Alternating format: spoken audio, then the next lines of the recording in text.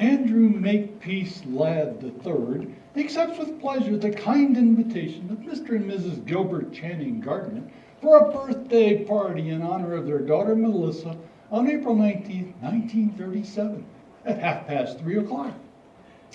Dear Andy, thank you for your birthday present.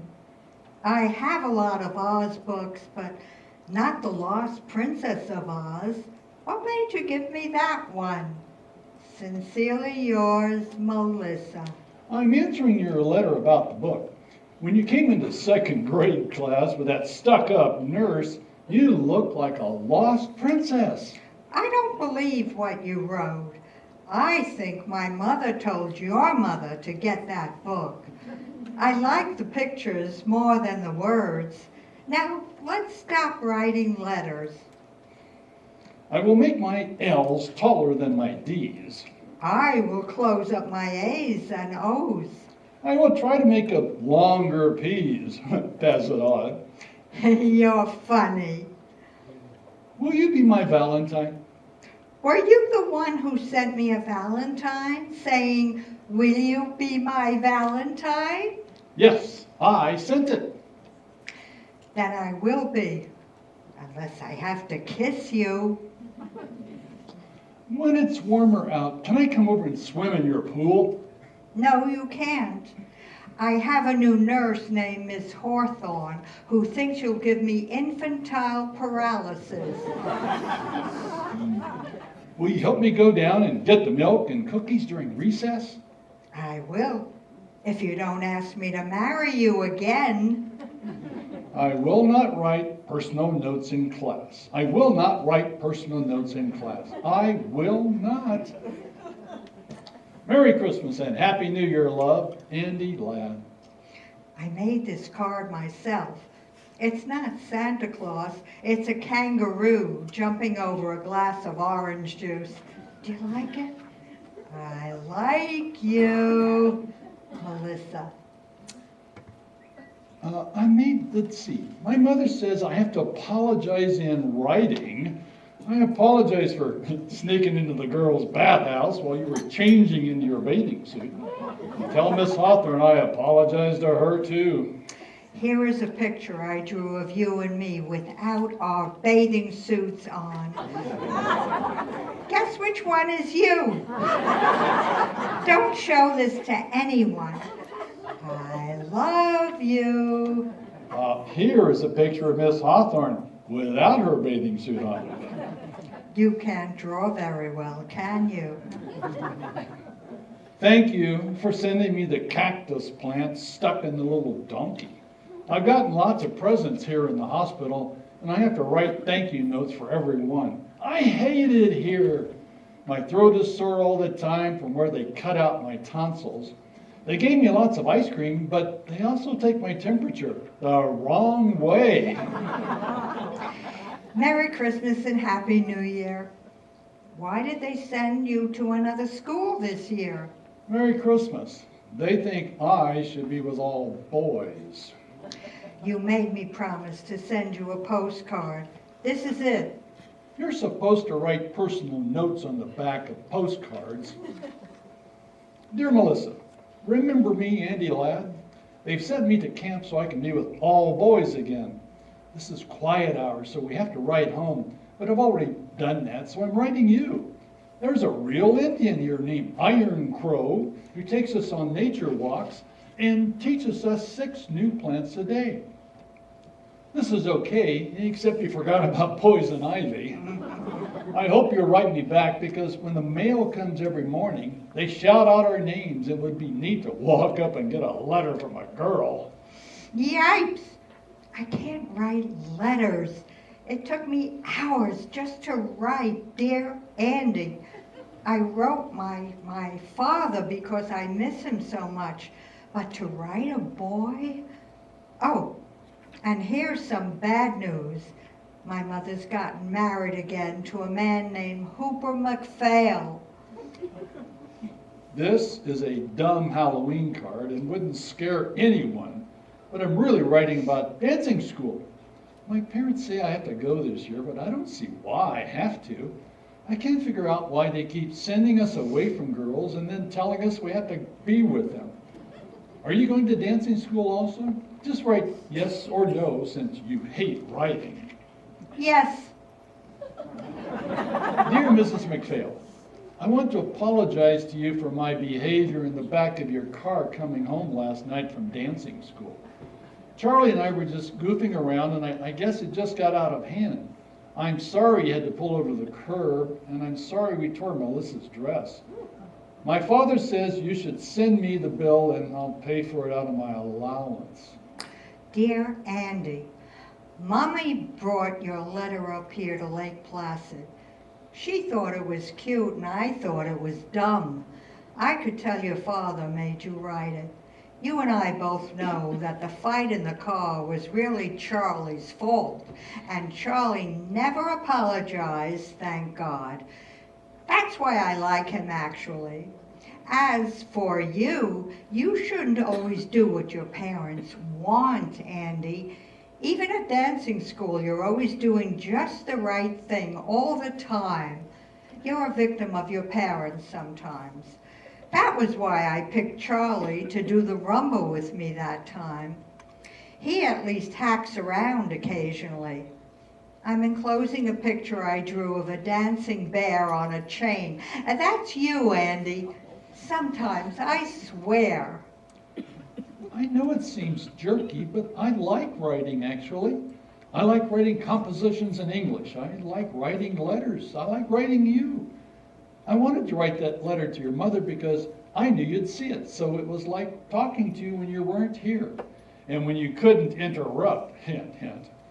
My father says everyone should write letters as much as they can. It's a dying art. He says letters are a way of presenting yourself in the best possible light to another person. I think that too. I think you sound too much like your father. But I'm not going to argue by mail, and anyway, the skiing is too good. Get well soon. I'm sorry you broke your leg. Mommy says I broke it purposely because I'm a self-destructive person and went down Whiteface Mountain without asking permission.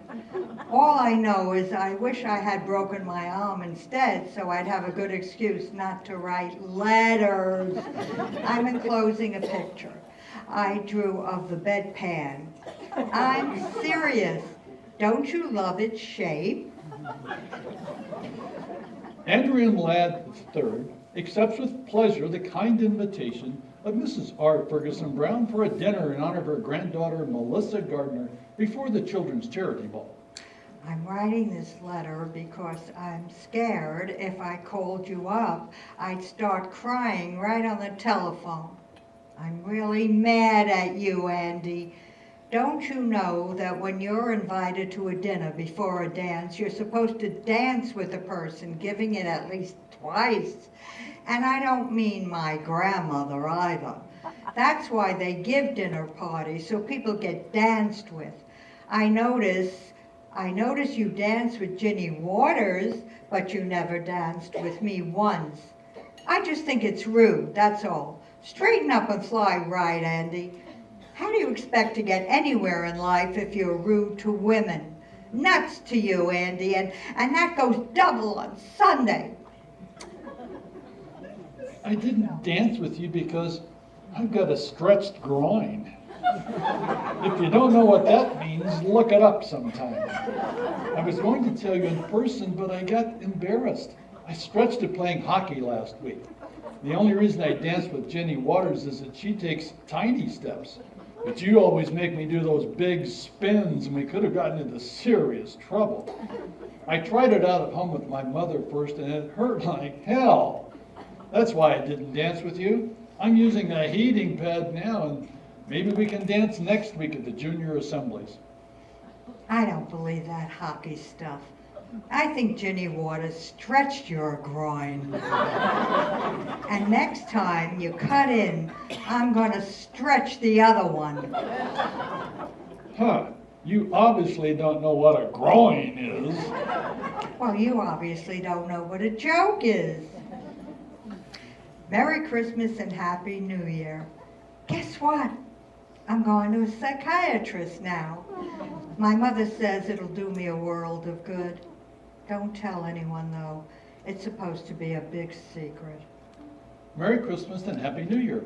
I have a question, and would you please write the answer by mail? Because sometimes when you call, my mother listens on the telephone. And when she doesn't, my little brother does. Here's the question. Do you talk about sex with a psychiatrist? I talk about sex all the time. It's terribly expensive, but I think it's worth it. If I went to a psychiatrist, I'd talk about you. Seriously, I would. I think about you quite often. Sometimes I think you just like me because I'm richer than you are. Sometimes I really have that feeling. I think you like the pool and the elevator in my grandmother's house and Simpson in his butler's coat coming in with ginger ale and cookies on a silver tray. I think you like all that stuff, just as much as you like me. All I know is my mother keeps saying, you'd make a good match. She says if I ever married you, I'd be set up for life. But I think it's really just physical attraction. That's why I like going into the elevator with you at your grandmother's that time. Want to try it again? Help! Let me out of here.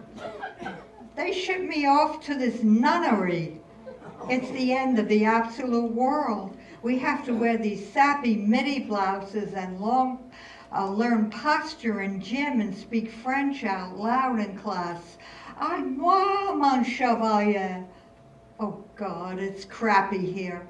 All the girls squeal and shriek, and you can hear them barfing in the bathroom after the evening meal. They've made me room with this fat, spoiled Cuban bitch who has 9 pairs of shoes, and all she does is lie on her bed and listen to Finian's Rainbow. How are things in Glockamora? Who gives a shit how things are there? It's here where they're miserable. The walls of this cell are puke green, and you can't pin anything up except school banners and pictures of your stupid family. What family? Am I supposed to sit and look at a picture of Hooper McPhail? Come save me, Andy, or at least write, just so I hear a boy's voice, even on paper. Just got your letter. They shipped me off too. Last minute decision. Your mother told my mother it would do me good. She said I was a diamond in the rough. I'll write as soon as I'm smoother. Dear Diamond, you too. I give up. Why do they keep pushing us together and then pulling us apart? I think we're all being brought up by a bunch of foolish farts. Now we'll have to write letters, which I hate, but don't let that smooth you out, Andy. I like the rough parts. In fact, sometimes I think you ought to be a little rougher. Love me. I'm very sorry to be late in replying, but I haven't had much time. I also have a lot of obligations. Plus, I have all my schoolwork to do, including a composition once a week for English and another for history. My grades are pretty good. They post your weekly average. Outside study on last week, I got 91.7 overall average. Not bad, eh? Well, thanks for your letter, Andy. I guess you have a lot of interesting things to say, but some of them are not terribly interesting to me. I want to hear more about your feelings. For instance, here are my feelings. This place stinks, but I don't want to go back home because Hooper McPhail stinks, and I haven't heard of another boarding school that doesn't stink, which means that life stinks in general. Those are my feelings for this week. Write soon. Love me. One feeling I have almost all the time is that I miss my dog, Porgy. Remember him, our black Cocker Spaniel? I miss him all the time. I have a picture of him here on my bureau. By the way, could I have your picture too? Here's a picture of me taken at the Hartford bus station. I was all set to run away and then decided not to.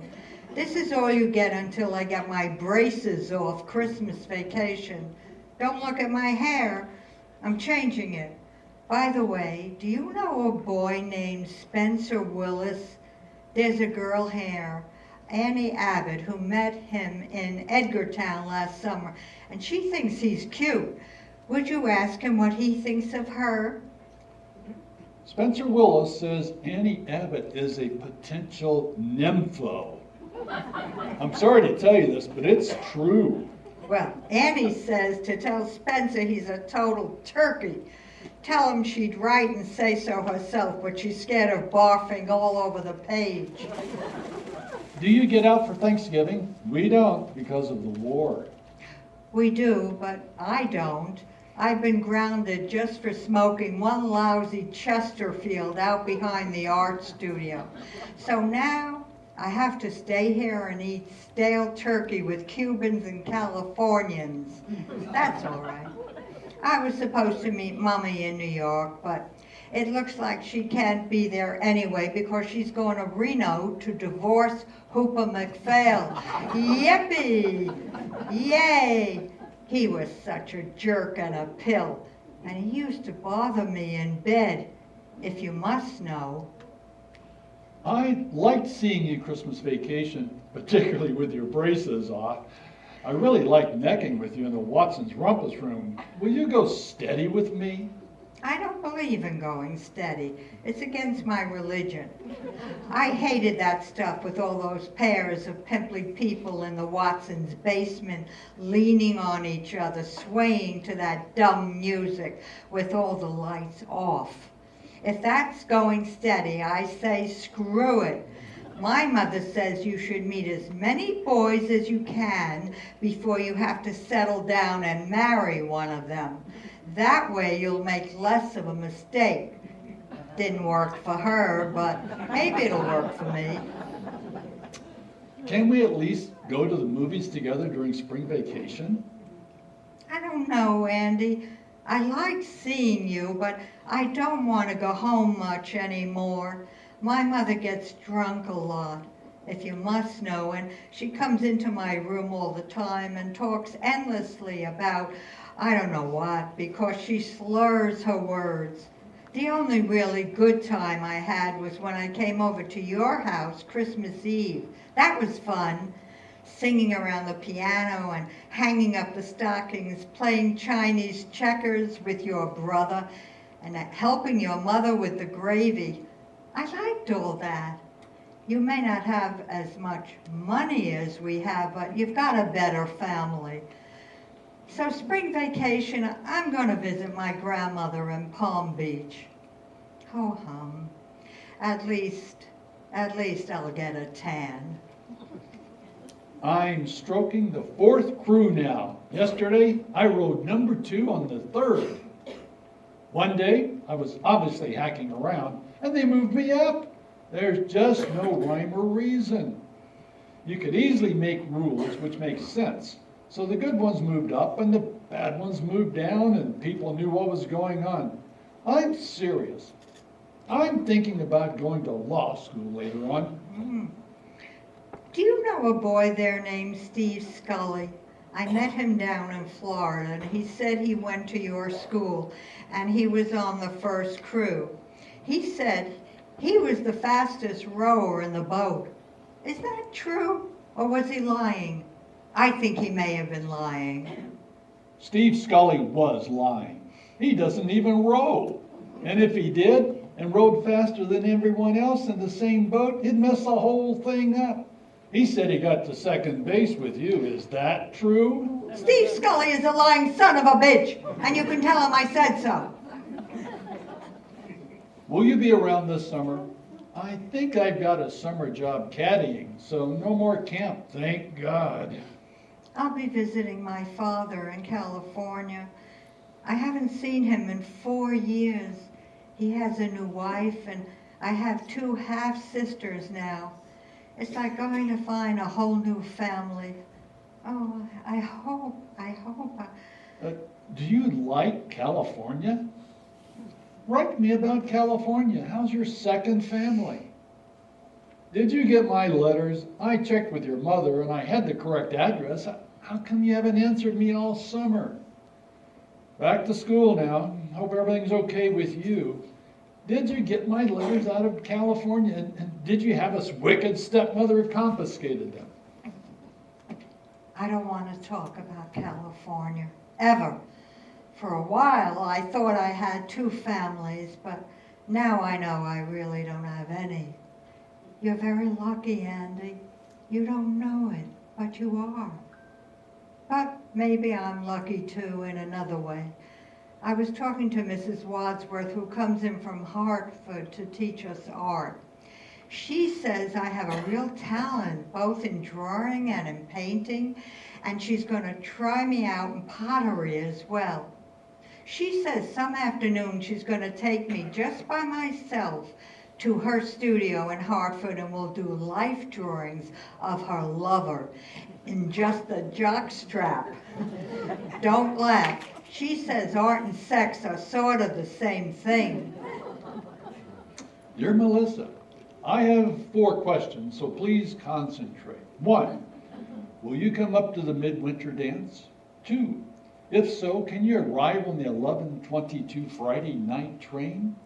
3, does the rector's wife have to write your headmistress telling her where you will be staying?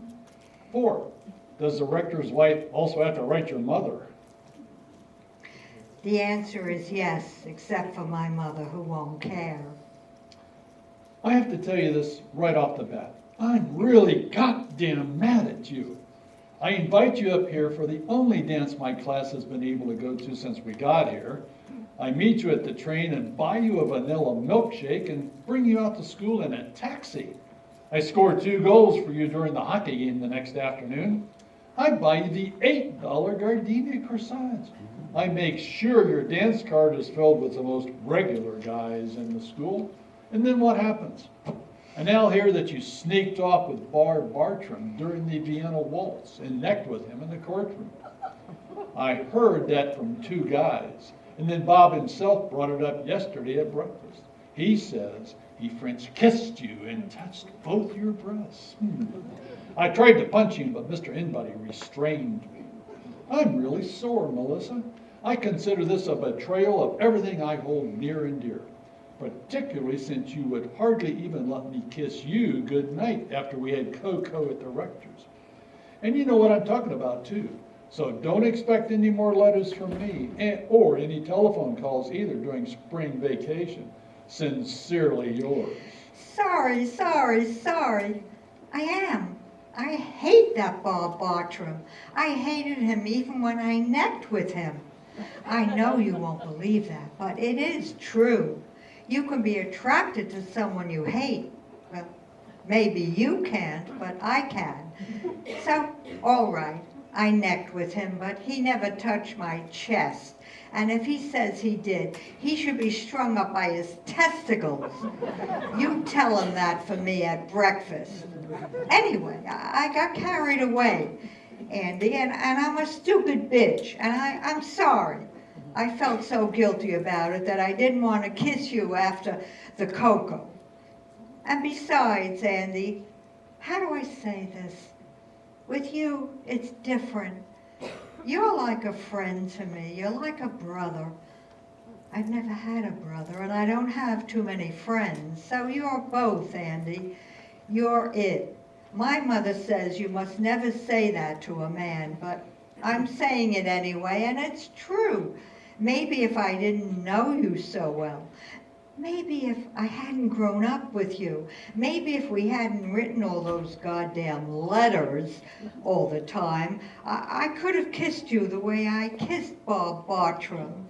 Oh, but please, let's see each other spring vacation. Please, I count on you, Andy. I need you. I think sometimes I'd go stark raving mad if I didn't have you to hold on to. I really think that sometimes. Much love. Happy Easter. I know no one sends Easter cards, but here's mine anyway, drawn with my own hot little hands. I drew those tears on that corny bunny on the left because it misses you so much.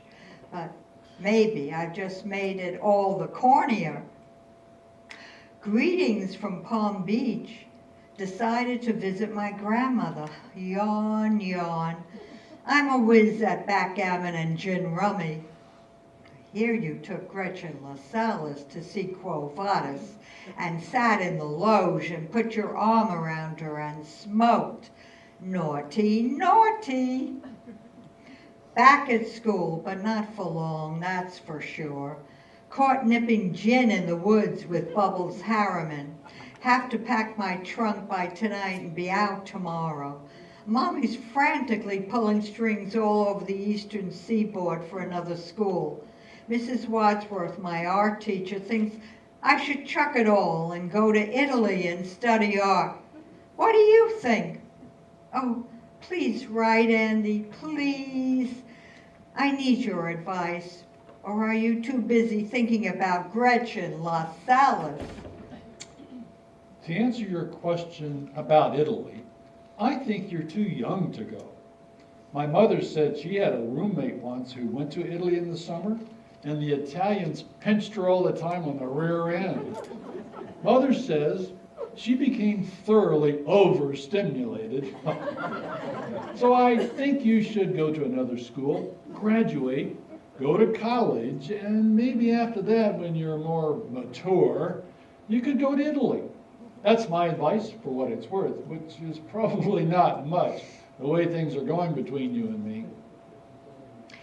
Here I am at Emma Willard's Academy for Young Lesbians. Help! Let me out of here!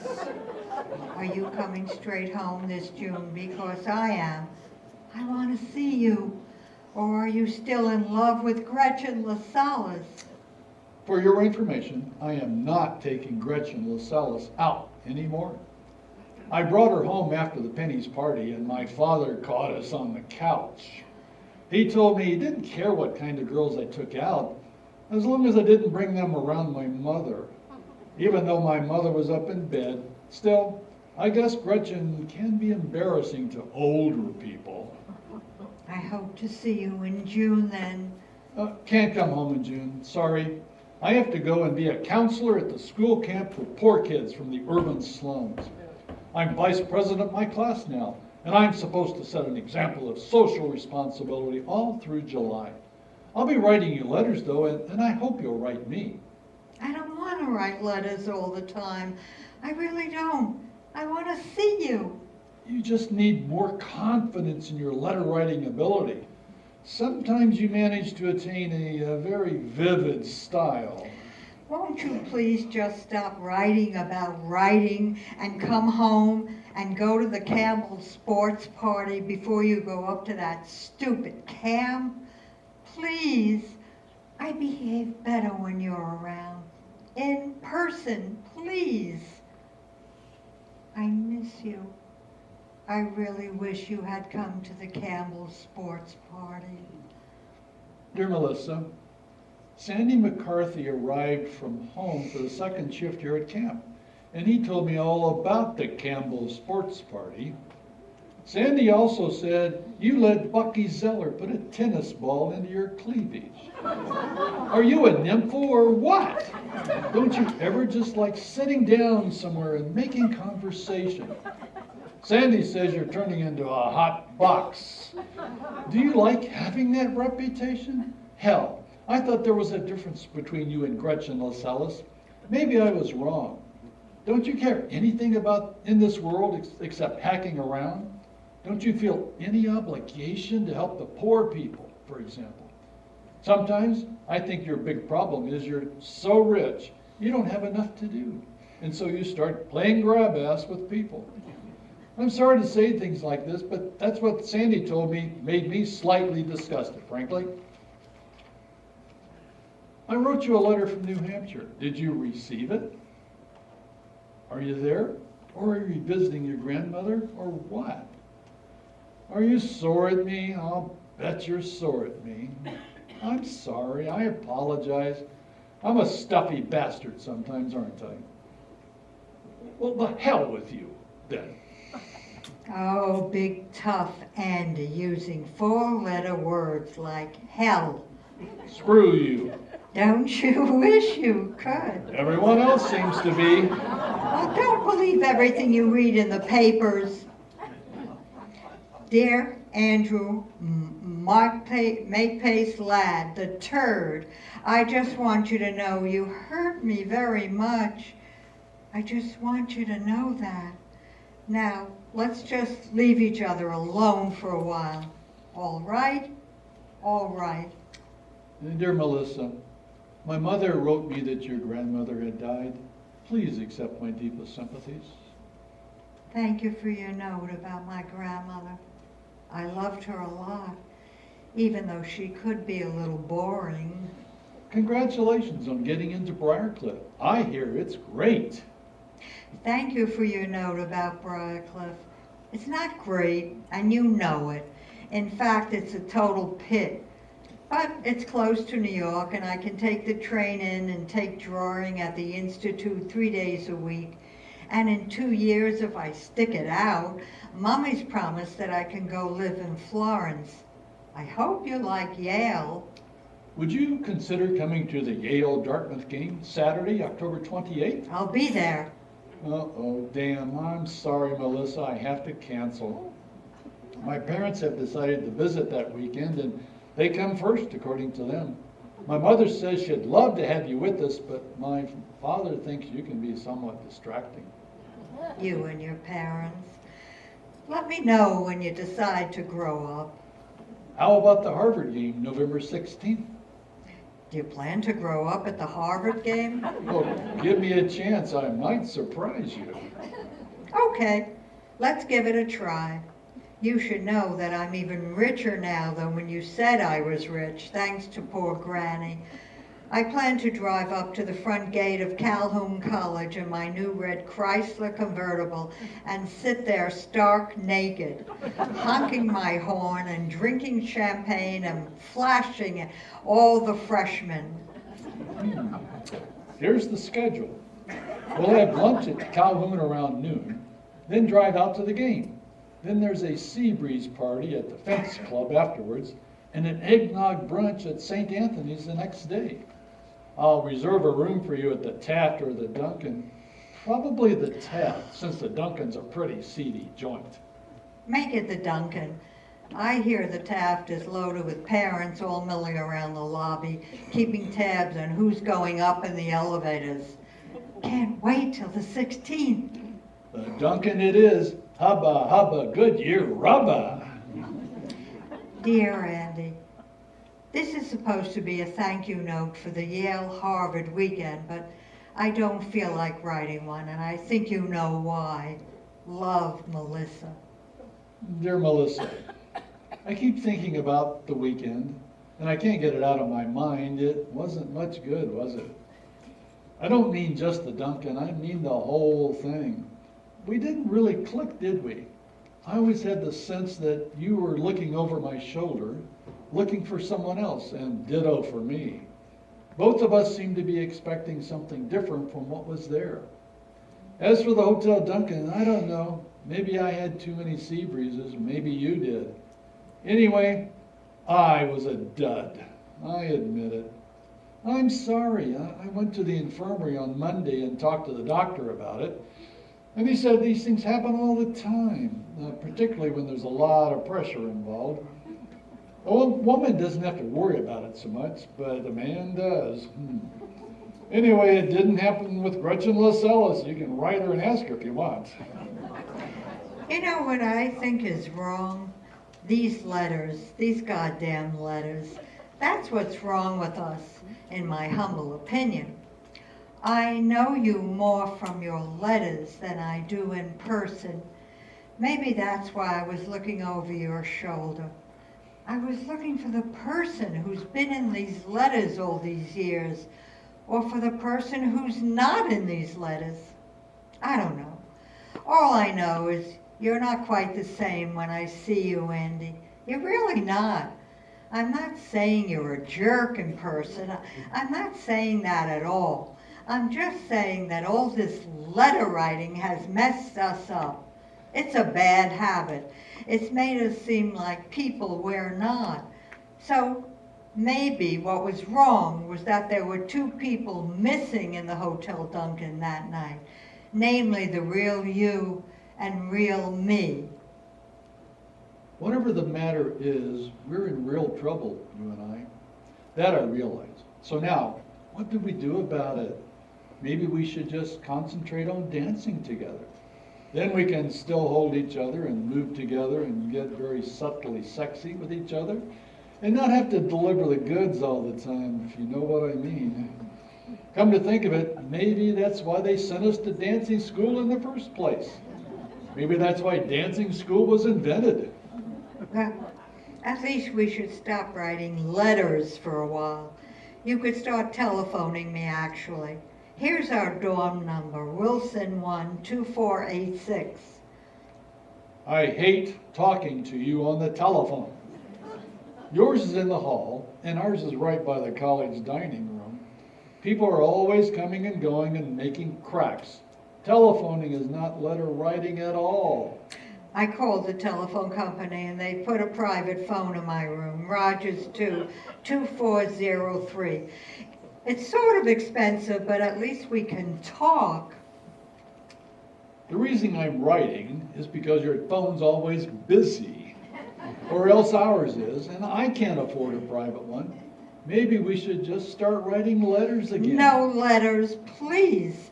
Now, order that telephone. I'll lend you the dough. Just think about it. You can talk back and forth and hear someone's real voice and get to know someone in life rather than on writing paper, for God's sakes. Now get that phone, please. I'm writing because when I telephoned, you just hung up on me. One thing about letters, you can't hang up on them. Yeah, but you can tear up letters, though. Enclosed are the pieces. Send them to Angela Atkinson at Sarah Lawrence. What the hell is the matter? I hear you're now writing long letters twice a week to Angela Atkinson. That's what's the matter. Okay, here goes. The reason I'm writing Angela Atkinson is because I just don't think I can stop writing letters, particularly to girls. As I told you before, in some ways I feel most alive when I'm holed up in some corner, writing things down. I love writing you. You most of all. I always have. I feel like a true lover when I'm writing you. This letter, which I'm writing with my own hand, with my own pen, with my own penmanship, comes from me and no one else, and is a present of myself to you. And it's not a telephone call, which is dead as soon as it's over. No, this is just me. Me the way I write, the way my writing is, the way I want to be with you, giving myself to you across the distance, not keeping or retaining any part of it for myself, giving this piece of myself to you totally.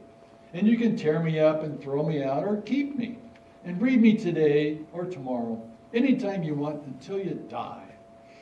Oh boy, Andy. Love, Melissa. No, I meant what I wrote in my last letter. I thought about it. I thought about all those dumb things which were done to us when we were young. We had absent parents, slapping nurses, stupid rules, obsolete schooling, empty rituals, hopelessly confusing sexual customs, and oh my God, when I think about it now, it's almost unbelievable. So I have to keep writing letters. If I can't write them to you, I have to write them to someone else. I don't think I could ever stop writing completely. Now, can I come up and see you next weekend? Or better yet, won't you please escape from that suburban Sing Sing and come down here and see me? I wrote my way into this problem, and God damn it, I'm writing my way out. I'll make another reservation at the Duncan Hotel, and I promise I'll put down my pen and give you a better time. Dear Andy, guess what? Right while I was in the middle of reading your letter, Jack Duffield phoned me from Amherst and asked me for a weekend up there. So I said yes before I got to where you asked me. Sorry, sweetie, but it looks like the telephone wins in the end. Dear Melissa, somehow I don't think this is the end. It could be, but I don't really think it is. At least I hope it isn't. Love, Andy. Hey, yoo-hoo! Look where I am, Florence. Oops, I mean Firenze. I love it. What are you doing in Florence? What am I doing? I'm painting, among other things. Good luck on the painting. Go slow on the other things. Merry Christmas. Buon Natale. Happy birthday. Mother wrote you won an art prize in Perugia. She said it was a big deal. Congratulations. Congratulations on making Scroll and Key, whatever that is. Merry Christmas from the land of Oz. Oh, we're right here in Costa del Sol. Happy birthday from the Sterling Library. Here you graduated summa cum laude with all sorts of prizes. Sounds disgusting. Anchors aweigh. Here I am, looking like Henry Fonda and Mr. Roberts, writing this during the mid-watch on the bridge of the giant aircraft attack carrier. The next time you see me, I want you to salute. I should have known you'd join the Navy. Now you can once again be with all boys. We come into La Spezia in January. Could we meet? Sorry, I'll be in Zermatt in January. Ship will be in Mediterranean all spring. We'll come into Naples March 3, 4, or 5. How about standing on the pier and waving us in? Well, as the French say, je suis désolé. I'm meeting Mother in Paris in March. Why don't you sail up the Seine? Merry Christmas from Manila. I've been transferred to the Admiral's staff. Happy New Year from Aspen. What are you doing in Aspen? Going steadily downhill. Hello from Hong Kong. Goodbye to San Francisco. Konnichiwa, ohaya gozaimasu. Shore duty in Japan. Hey, you. Rumor has it you've hooked up with some little bar girl out there. Say it isn't so. Mother wrote that you're living with some Japanese geisha girl and your family's all upset. Is that true? Did you get my letter? You're so far away, and your Navy address is so peculiar that I'm not sure I'm reaching you. I hear you're seriously involved with a lovely Japanese lady. Would you write me about her? Merry Christmas and Happy New Year. I thought you might appreciate this card. It's a print by the 19th century artist Hiroshi. It's called Two Lovers Meeting on the Bridge in the Rain. Love, Andy. Hey, you sly dog. Are you getting subtle in your old age? Are you trying to tell me something? If so, tell me more. I told my psychiatrist about the great love affair you're having in Japan. I said I felt suddenly terribly jealous. Write me what you think. I'm dying to hear from you. Did you get my last letter? I hope I didn't sound flip. Actually, I've just become involved with someone too. His first name is Darwin, and he works on Wall Street, where he believes in the survival of the fittest. I'd love to hear from you. Your mother told my mother that you've decided to marry your Japanese friend and bring her home. Oh no, gasp, sigh, sigh. Say it isn't so. I've decided to marry Darwin. He doesn't know it yet, but he will. Won't you at least wish me luck? Lieutenant Junior Grade Andrew M. Ladd III regrets that he is unable to accept the kind invitation of Dear Andy, Thank you for the lovely Japanese bowl. I'll put flowers in it when you come to visit us. If you come to visit us. And if you bring flowers. Maybe you'll just bring your Japanese war bride and we can all sit around and discuss Rashomon. I know you'll like Darwin.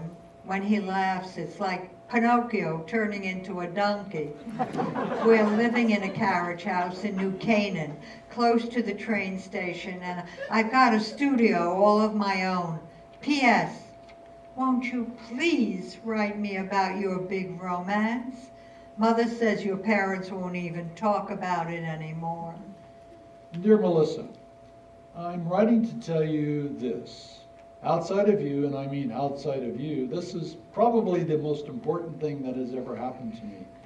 And I mean was, because it's over, it's gone, and I'm coming home, and that's all I ever want to say about it, ever again.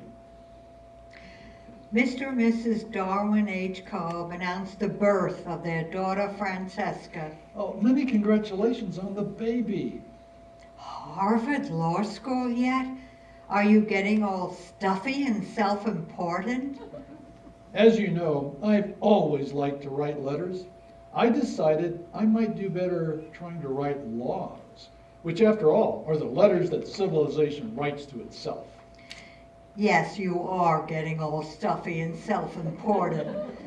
Come and have a drink with us sometime. We're right on the way to New York, and sooner or later everyone comes to New York. Read the New York Times account of your show in Stamford. Sounds like you are causing a series of seismic shocks up and down the Merritt Parkway. Don't joke about my work. There's more there than what they said in your goddamn Bible, the New York Times. Enclosed, see what other critics said. Notice, they think I'm good. I am too, or could be, if I can only focus. Sorry. I know you're good. I've always known it. Here you made law review, whatever that means. I assume you review laws. I wish you'd review some of the marriage laws. Just a quick note. Are you in any trouble? I don't understand your last note. We're fine. All fine. Everyone's fine. Congratulations on baby number 2. Number 2 is a perfect way to describe this particular baby.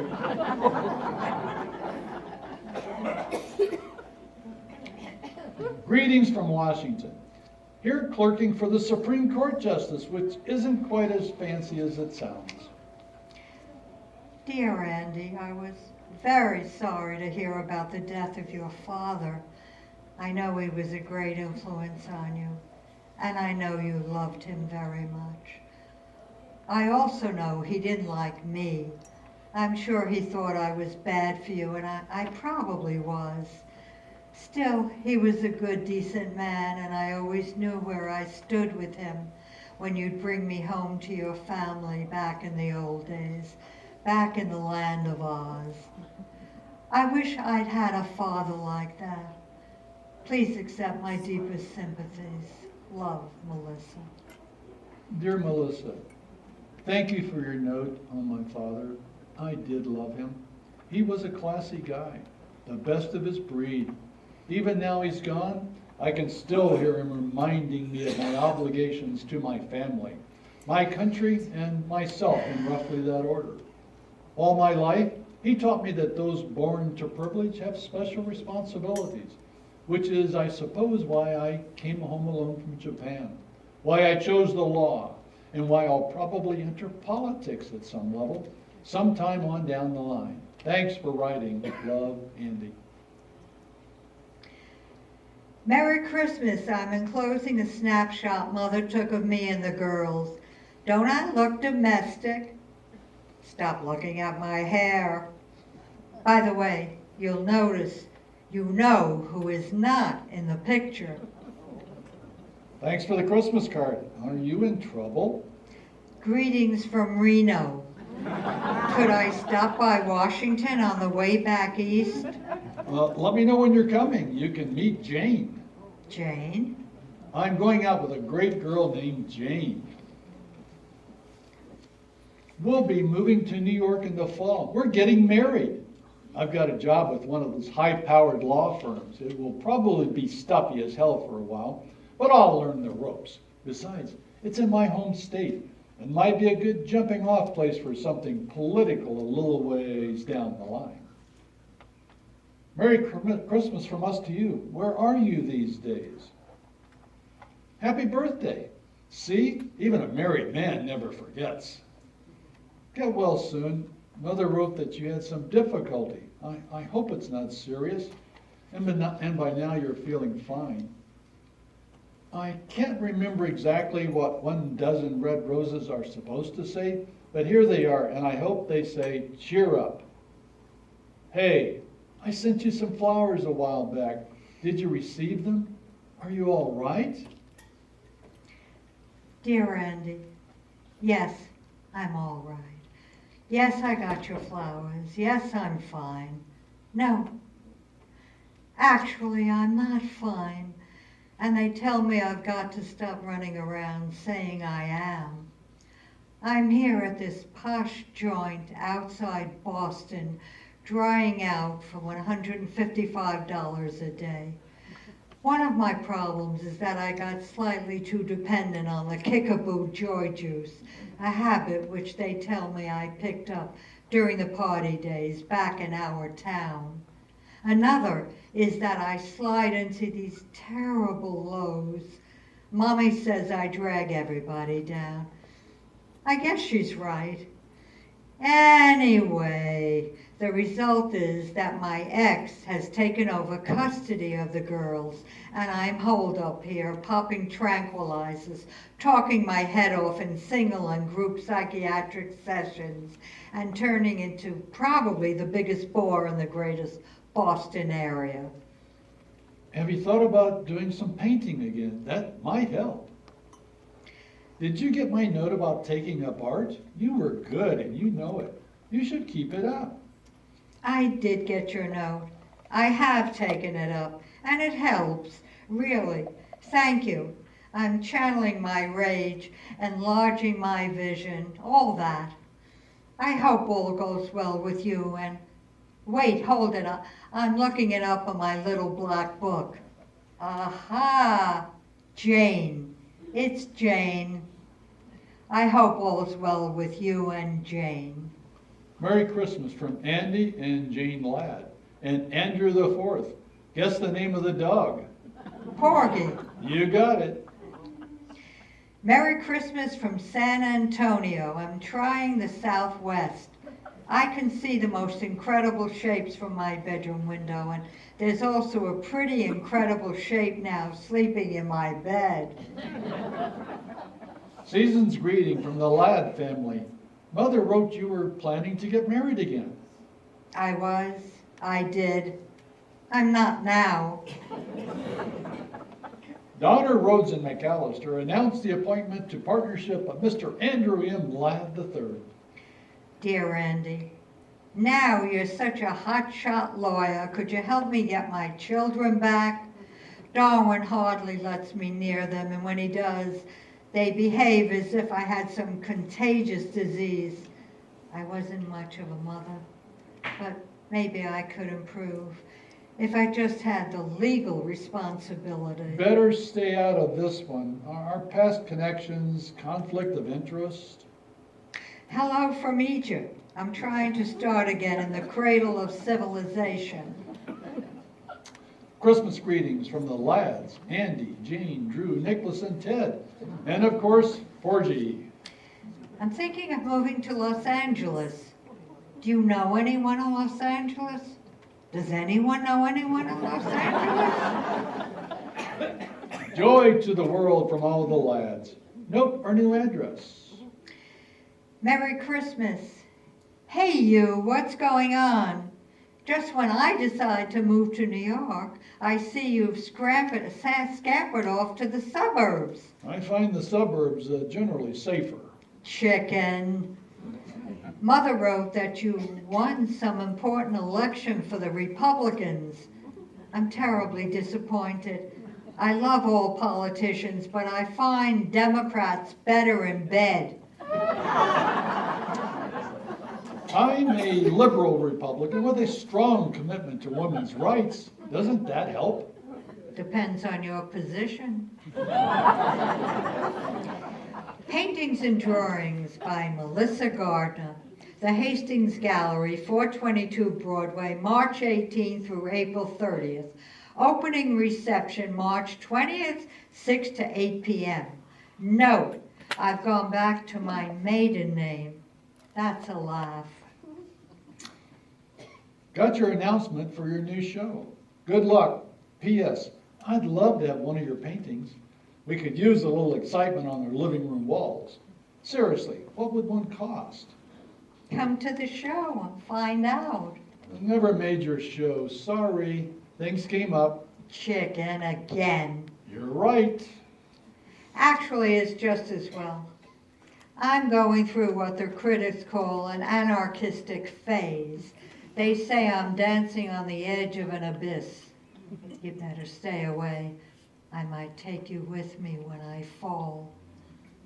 Dear friends, Jane tells me that it's about time I took a crack at the annual Christmas letter, so here goes. Not only has Jane since continued to be a superb mother to our 3 sons, she is now well on her way to completing a full-fledged master's degree in arts administration at SUNY Purchase. More power to Jane, so say we all. We're all very proud of our 3 boys, Drew, Nicholas, and Ted. Jane and I have become killers on the tennis court. I've enjoyed very much serving in the state legislature. We've proposed and written a number of bills, and we've won some and lost some. All my life, I've had the wish to do something in the way of public service, and it has been a great pleasure to put that wish into practice. For those of my friends who have urged me to seek higher office, let me simply say that I have more than enough challenge right here where I am. Jane and the boys join me in wishing each and all of you a happy holiday season. Dear Randy, if I get another one of those drippy Xerox Christmas letters from you, I think I'll invite myself out to your ducky little house for dinner. And when you're all sitting there eating terribly healthy food and discussing terribly important things and generally congratulating yourselves on all your accomplishments, I think I'll stand up on my chair and turn around and moan the whole fucking family. You're right, it was a smug, dumb letter, and I apologize for it. Jane and I have had our problems, but we're comfortable with each other now, and the boys, for the moment, are out of trouble. Nicky seems to be off drugs now, and Ted is getting better on his stammer. Porgy Jr., my old cocker, died, and I miss him too much to get a replacement. I'm thinking of running for the Senate next fall if O'Hara retires. What do you think? I'd really like your opinion. If you decide to answer this, you might write care of my office address. Jane has a slight tendency toward melodrama, particularly after she got a hold of your last little note. The Senate yet? I should have known. Oh, Andy, just think. Once again, you could be with all boys. Oh, hell, go for it if you want. You'll be an image of righteousness and rectitude in our God-forsaken land. Or maybe it's just me that's God-forsaken these days. The Honorable Andrew M. Ladd III wishes to express his thanks for your generous donation to his senatorial campaign. You said too much, Melissa. You didn't need to. Greetings from Silver Hill. Slight regression in the liquor department. They say it's in the genes. Lord knows my mother has the problem and my father too in the end. Anyway, I'm working on it. Darwin is being a real shit about the girls. He's cut down on my visitation rights. So when you get to Washington, I want you to write a special law about vindictive ex-husbands, banishing them to Lower Slobovia forever and ever. Amen. Season's greetings from Senator and Mrs. Andrew M. Ladd and family. Season's greetings indeed. Is that all you can say to me after 40 years? I'm warning you, Andy. Keep this shit up and I swear I'll come down and moon the whole Senate. Sorry, my staff sent that out. Merry Christmas, old friend. How are you? Where are you these days? Living in New York, alone for a change. But the big question is, who am I these days? That's the toughie. I keep thinking about that strange old world we grew up in.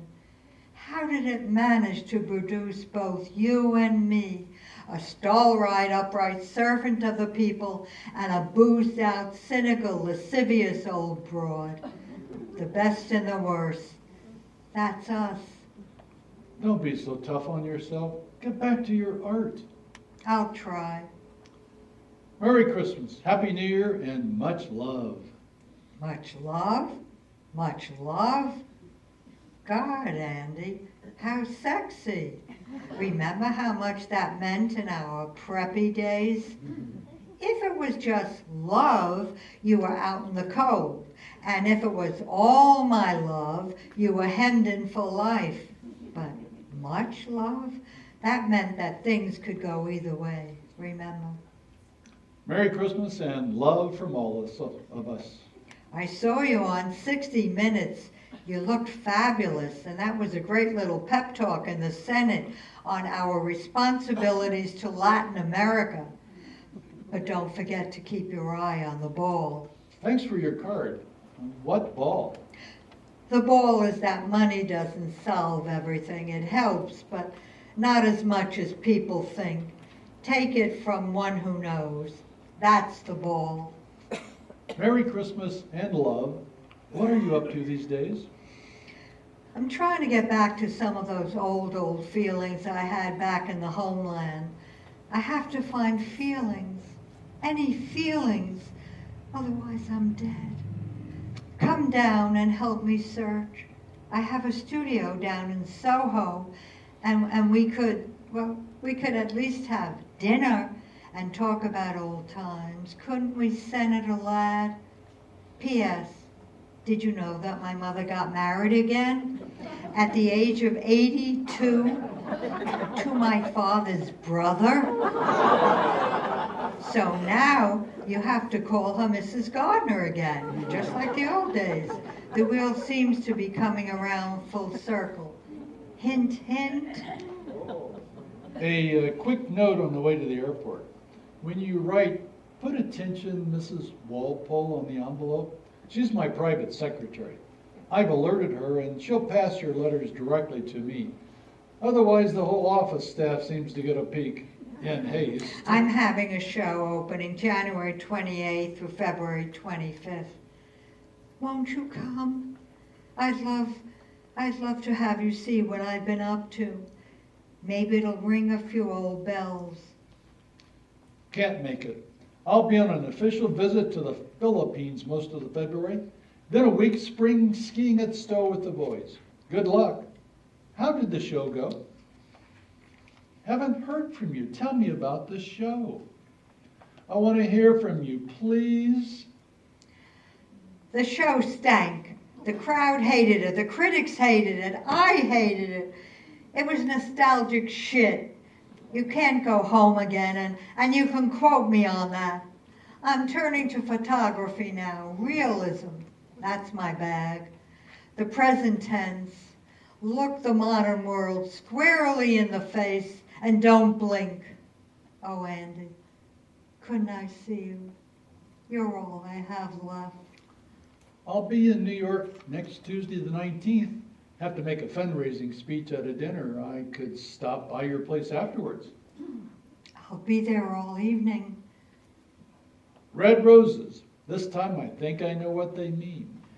All I know is that after last night, I want to see you again. Any chance of any other fundraisers coming up in the near future? Mrs. Walpole, are you there? Are you delivering the mail? I'm sorry I've taken so long to reply. I've been upstate mending a few fences. and then to Zurich for a 3-day economic conference, and then a weekend with Jane mending a few fences there. Oh, darling, I'll have to ask you not to telephone the office. Every call has to be logged in, and most of them get screened by these overeager college interns who like to rush back to Cambridge and New Haven and announce to their classmates in political science that Senator Ladd is shacking up on the side. The phones simply aren't secure. At long last, the letter beats out the telephone, my love.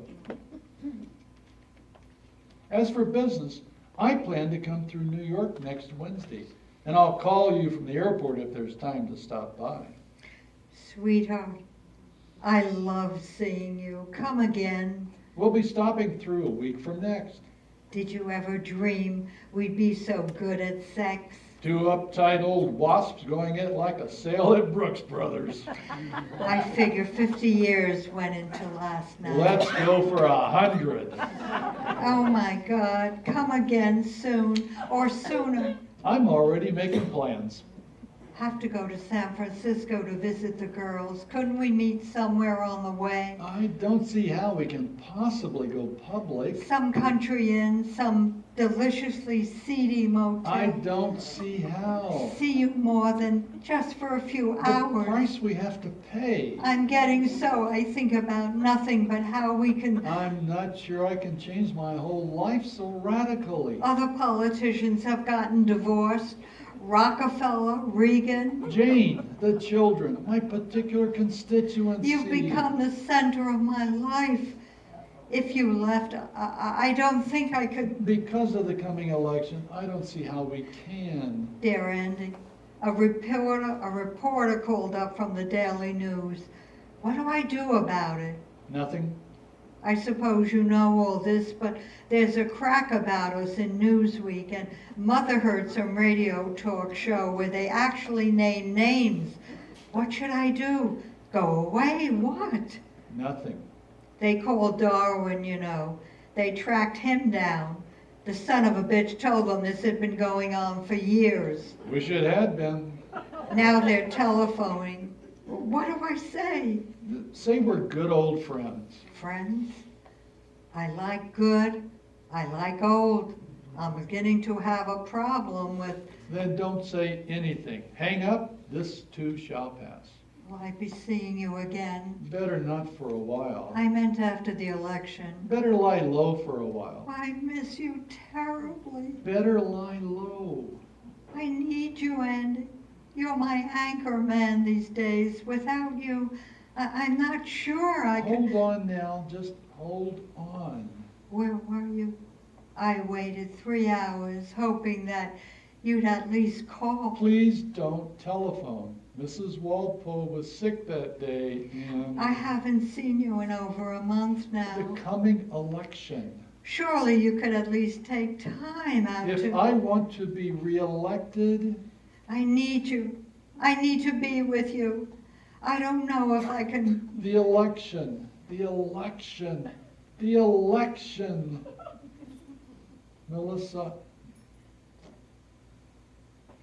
I haven't heard from you in 6 weeks, Andy. Are you trying to tell me something, Andy? Is this it, Andy? Congratulations on landslide victory. Love, Melissa. could we meet at your place next Sunday night? Oh, thank God. I meant that we have to talk, Melissa. Uh-oh. Talk.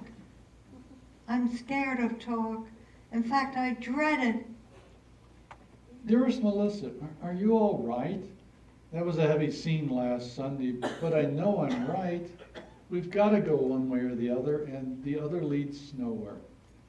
I know I sound like a stuffy prick, but I do feel like I have a responsibility to Jane and the boys, and now, after the election, to my constituency, which had enough faith and trust in me to vote me back in despite all the crap in the newspapers. And it wouldn't work with us anyway in the long run, sweetheart. We're too old. We're carrying too much old baggage on our backs. We'd last about a week if we got married, but we can still write letters, darling. We can always do that. Letters are still our strength and our salvation. Look, Mrs. Walpole is still with us, and there's no reason why we can't continue to keep in touch with each other in this wonderful old way. I count on your letters, darling. I always have. And I hope you will count on mine. Are you there? I keep putting please forward on the envelopes, but who knows? Now I've even resorted to the telephone, but all I get is your damn machine. Please, I need to hear from you. Senator and Mrs. Andrew M. Ladd III and family send you warm holiday greetings and every good wish for the new year. Andy Ladd, is that you? Blow-dried and custom-tailored and jogging trim at 55, hiding behind that lovely wife with her heels together and her hands folded discreetly over her snatch. And is that your new dog, Andy? I see you've graduated to a golden retriever. And are those your sons and heirs? And how? Is that a grandchild nestled in someone's arms? God, Andy, you look like the Holy Family. Season's greetings and happy holidays and even Merry Christmas, Senator Ladd. We who are about to die salute you. Just reread your last note. What's this we who are about to die stuff? May I see you again? I want to see you again if I may. Dear Mrs. Gardner, I seem to have lost touch with Melissa again. I wonder if you might send me her latest address. Dear Melissa, your mother wrote that you'd return to the land of Oz. I'm flying up next Thursday to see you. No, please don't. Please stay away. I've let myself go. I'm fat, I'm ugly, my hair is horrible.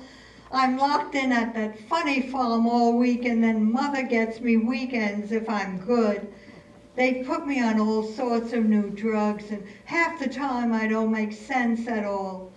I can't even do finger painting now without fucking it up. My girls won't even talk to me on the telephone now. They say I upset them too much. Oh, I've made a mess of things, Andy. I've made a total ghastly mess. I don't like life anymore. I hate it. Sometimes I think that if you and I had if we had but just stay away, Andy, please. Arriving Saturday morning. We'll meet you at your mother's. Don't! I don't want to see you. I won't be there. I'll be gone. Andy, I swear, I'll be gone. Dear Mrs. Gardner, I think the first letter I ever wrote to you was accepting an invitation for Melissa's birthday party. Now I'm writing you again about her death. I want to say a few things on paper I couldn't say at her funeral, both when I spoke and when you and I talked afterward. As you may know, Melissa and I managed to keep in touch with each other almost all of our lives, primarily through letters. Even now, as I write this letter to you, I feel I'm writing it also to her. Well, you're in your element now, Andy. We had a complicated relationship, she and I, all our lives. We went in very different directions, but somehow over those years, I think we managed to get something to each other. Melissa expressed all the dangerous and rebellious feelings I never dared admit to. Now he tells me. And I like to think I gave her some sense of balance. Balance? Oh, hell. I give up. Have it your way, Andy. Balance. Most of the things I did in life, I did with her partly in mind. And if I said or did an inauthentic thing, I could almost hear her groaning over my shoulder. But now she's gone. I really don't know how I'm going to get along without her. You'll survive, Andy. I'll have a wonderful life, fine children, and a place in the world I feel proud of. But the death of Melissa suddenly leaves a huge gap in my life. Oh, now, Andy. The thought of never again being able to write to her, to connect to her, to get some signal back from her fills me with an emptiness which is hard to describe. Andy, stop. I don't think there are many men in this world who have had the benefit of such a friendship with such a woman, but it was more than friendship too. I know now that I loved her. I loved her even from the day I met her when she walked into second grade looking like the lost Princess of Oz. Oh, Andy, please. I can't bear it. I don't think I've ever loved anyone the way I loved her, and I know I never will again. She was at the heart of my life, and already I miss her desperately. I just wanted to say this to you and to her.